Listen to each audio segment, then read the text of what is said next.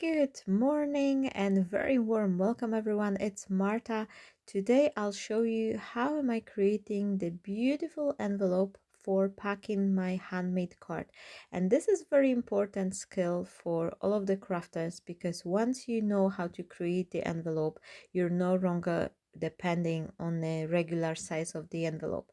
Plus, once we create the luxury card, it's always nice to create some beautiful envelope to follow. I'm starting from 12 by 12 paper or 30 by 30 centimeters, and here's what I do.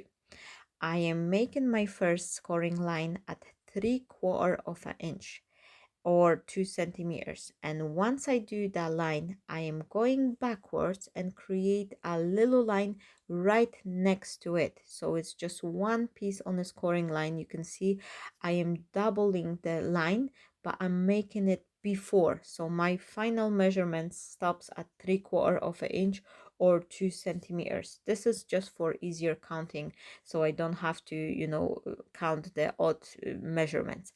Now I know my card is 21 centimeters, so I need at least 21 and a half, or if it's 8 1/4, I need 8.5 inch size, and I am measuring from the second line. So if it's 3/4 of the inch and I am adding 8.5, that will be 9 1/4 of the inch I need to do my line. Or if it's 2 centimeters, I am adding 21.5, so that's 23.5 centimeters, and I am making a line, and right after I'll do it, I am following another line, but I'm doing it after. So on the first scoring line we were making a little line before, and now we're making it after.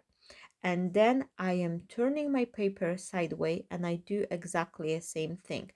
3/4 of the inch, one line before, then I am adding 8.5 inch, and I am creating the line and one after.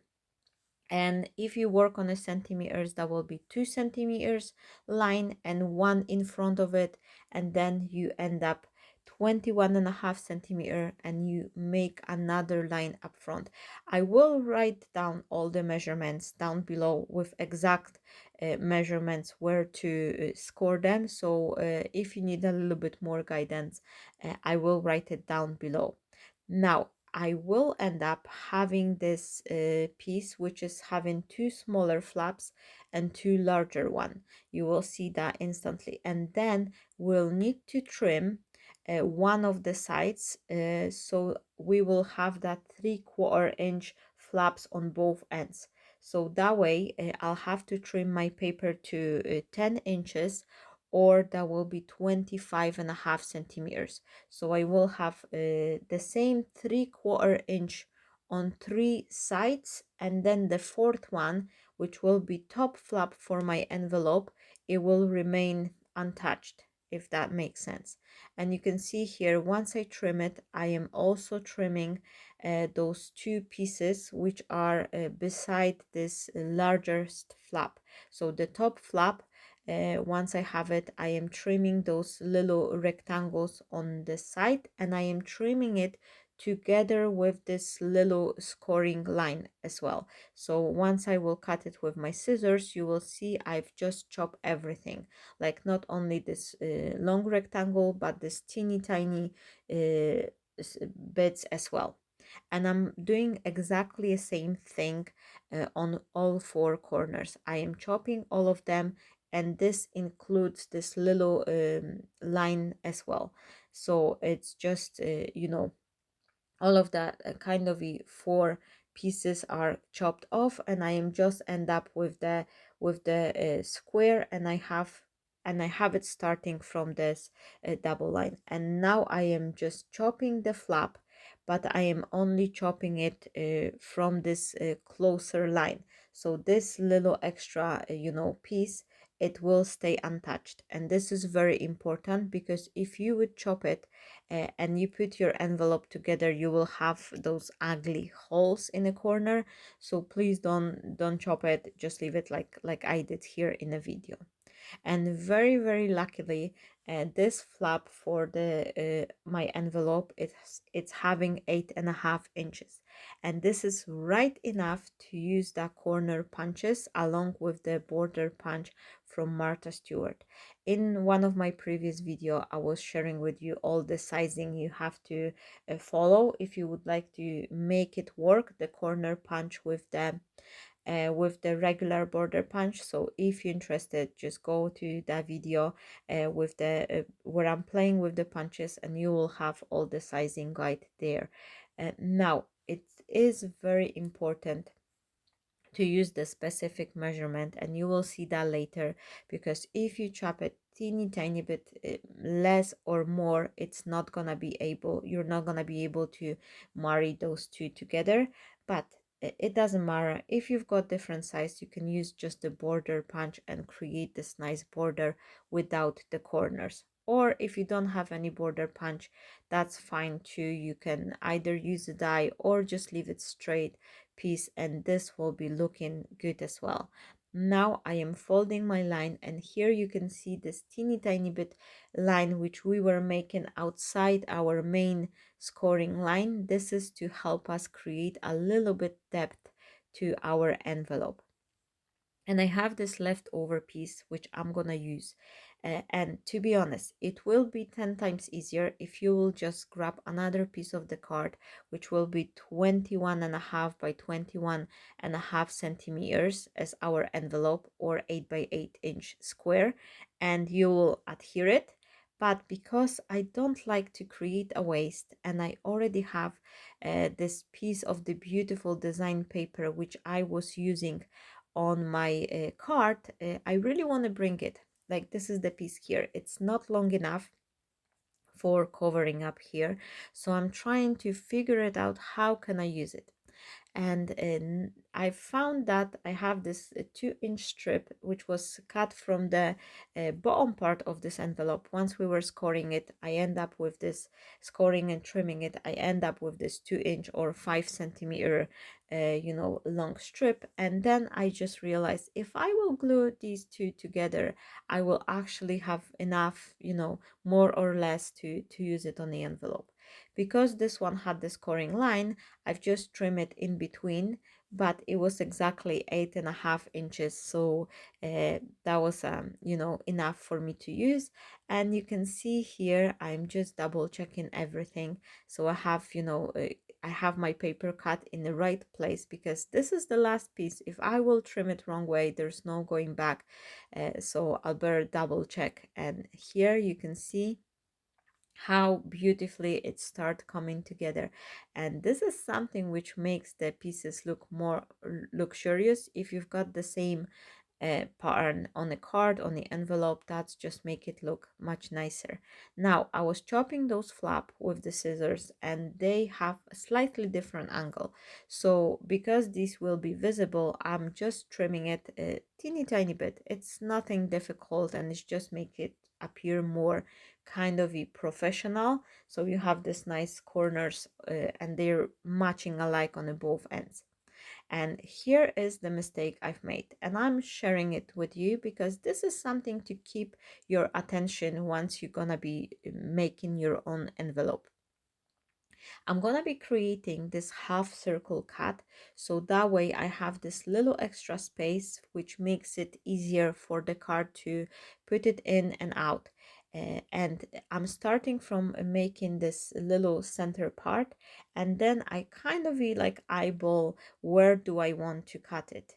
However, this is not the matter of eyeballing. I should actually check the length, like the width of my flap, this top flap on the envelope, because I've made this cut too deep.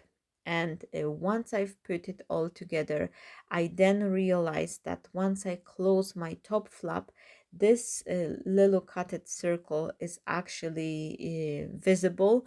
I've just cut it too deep. So just to keep you in mind, I'm purposely leaving it in this video so you could have your attention onto it. If you're gonna be cutting this little, circle or any other shape, you can use like an oval die that will be giving you the nice finish as well. And make sure that it's not going beyond your top flap, so you're not gonna end up having the hole like I did. But this is just an extra. To be honest, I came to the point where I kind of started liking my mistakes, because every time I'm create some sort of the mistake, I'm coming up with the way to fix it, which kind of improve the project. So don't get yourself discouraged. Like I've did this piece and now I'm just closing this flap and I was like, oh no, here's a gap. You can see it. Uh, you could put like a bow, just tie a bow, ribbon bow or something, or place some nice like a maybe like a rounded topper or something. There's so many different things you can fix it. But I really wanted to bring something with this lacy pattern, and now I am just desperately looking all these pieces of the cardstock, like they none of them is matching. They are either too short or different design, which I don't want to bring anymore.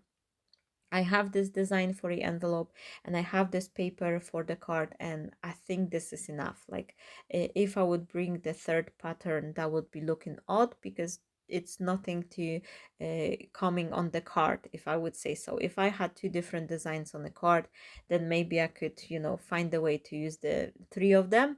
But now, because I have only one on the card and I'm introducing new one to the envelope, I don't want to add too much. So I've came with the idea of using the same paper which I was using on the card base, which is this pearly off-white paper. It's kind of some ivory, I would say. It's not super white, but it's really nice, and I think it will make it match a perfect match with what I have on the card. And here's another mistake. I think it was just because I was finishing this envelope quite late, and I was already, creating another video, and then I was making a card before it, because I had some order to create. And I just thought like, okay, I'm just gonna share it with you as well. This is what happening when you are not precise in cutting your measurement. These Martha Stewart punches, they are beautiful, but if you want to cut the corner piece, you have to follow the guide in measurements, because I was like 2 millimeters difference in between. I've just chopped the this little white border a little bit too short, and now I will show you, like, look on that, how much difference is between them. And it's like 2 millimeter. This is just 2 millimeter longer, I should say, not shorter but longer. And because I did so, I couldn't marry up the pattern on my punch. So you just have to be very careful how you cut your measurements. I'm placing the ruler right on the end of this circle dent which I create. That way I could visually check how much I can trim this white paper, so it's not gonna be too thick. But I quite like it. I must admit, my friends, I am so happy of all of those mistakes, because thanks to them, sometimes I can find the way to improve my project. And I really think that bringing a little bit of the white paper and the design paper which I have on my card is actually make this card appear way more luxurious, because you instantly see that once you take the card out from the envelope, you can see you have the repetition in the same cardstock, in the same design paper. So this is just make it appear more luxurious.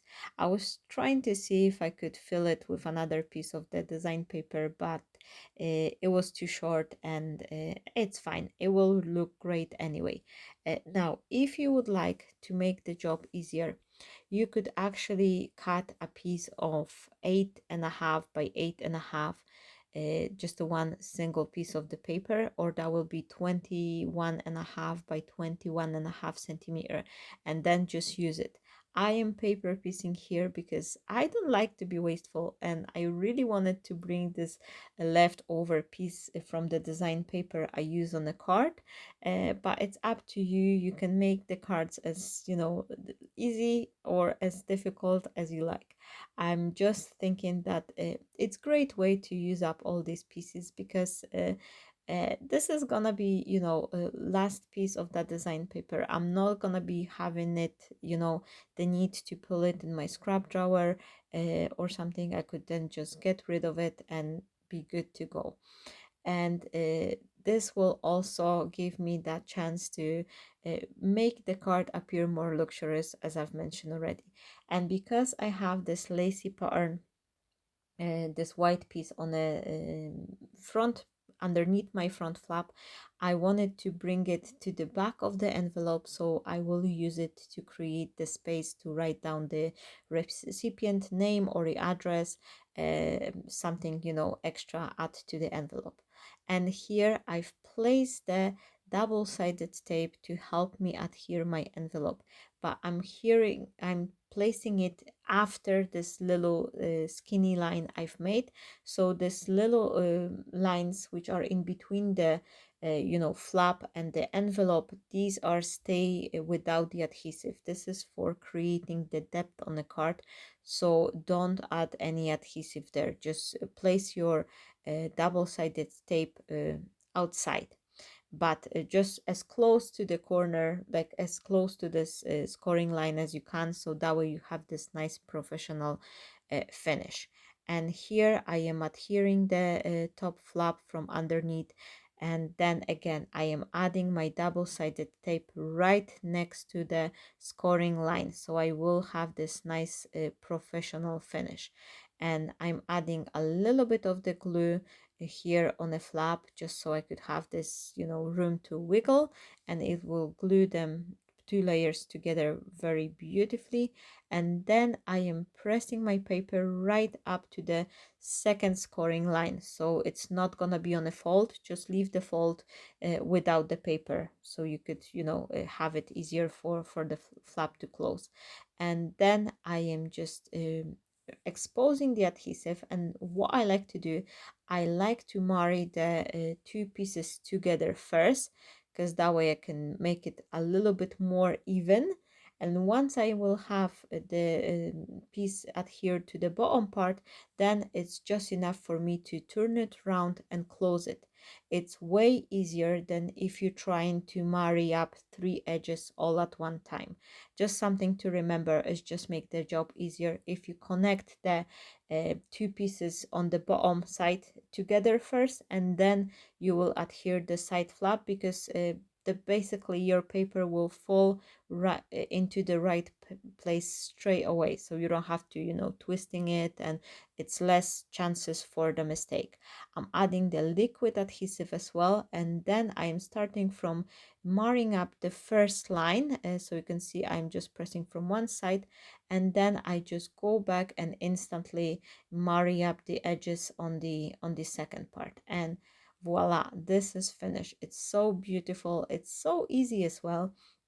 And as I've mentioned at the beginning of the video, making your own envelope, it will help you to achieve a way more luxurious look for your own product, but it will also help you to create in so many different various sizes, because many occasions we can create something and then you have nothing to pack it. So I came up with this problem so many times that I've just learned myself how to create my own envelope.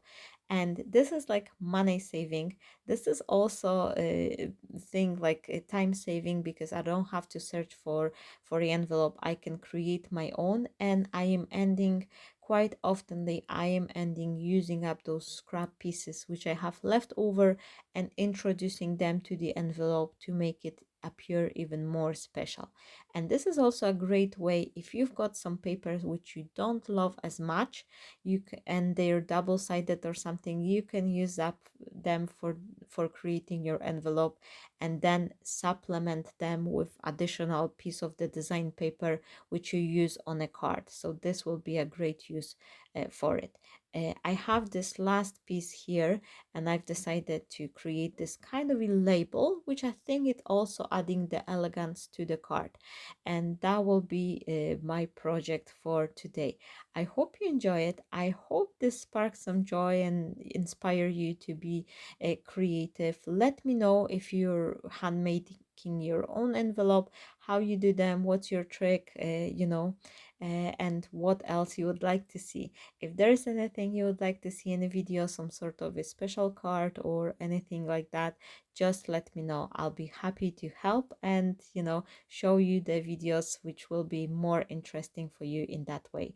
Thank you so very much, everyone who's been watching my videos, who's been commenting, sharing them. This is a huge help for me to grow my channel. I am wishing you all a fabulous day, and I hope to see you shortly because I do have a couple more, hopefully interesting video for you to come. Stay blessed, my friends, and bye bye.